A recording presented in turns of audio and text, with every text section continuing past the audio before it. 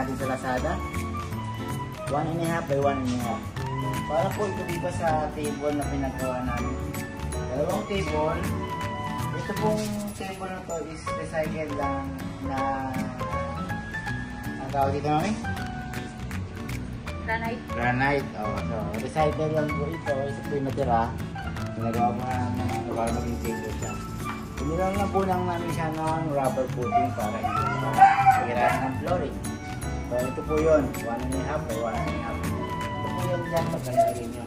Pag ilalagay nyo na siya, ito lang.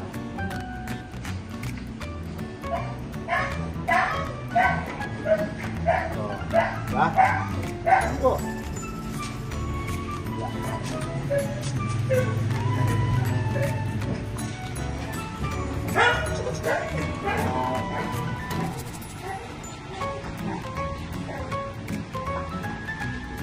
With extra. Ito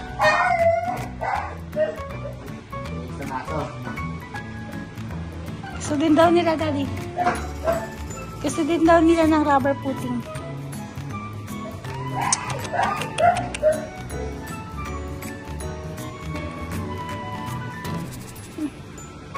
Yun. So, ganyan mo na siya lalagay. Okay? So, shout out po dun sa nabilang ko po ng rubber coating. Dun po sa Lazada. 5-star ka po sa akin. Bye-bye!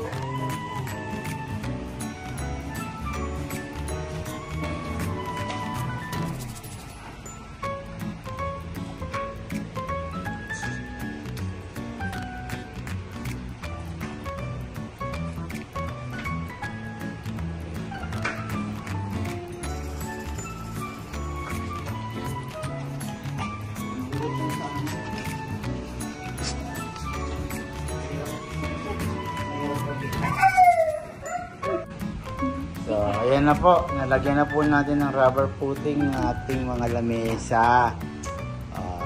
Ito po ay DIY lamesa. Granite po ito. Sayang po yung granite. Pinagawa natin ng lamesa. Ayan. Diba? Ayan po. Salamat po mga kapogs. Ay, may extra dog.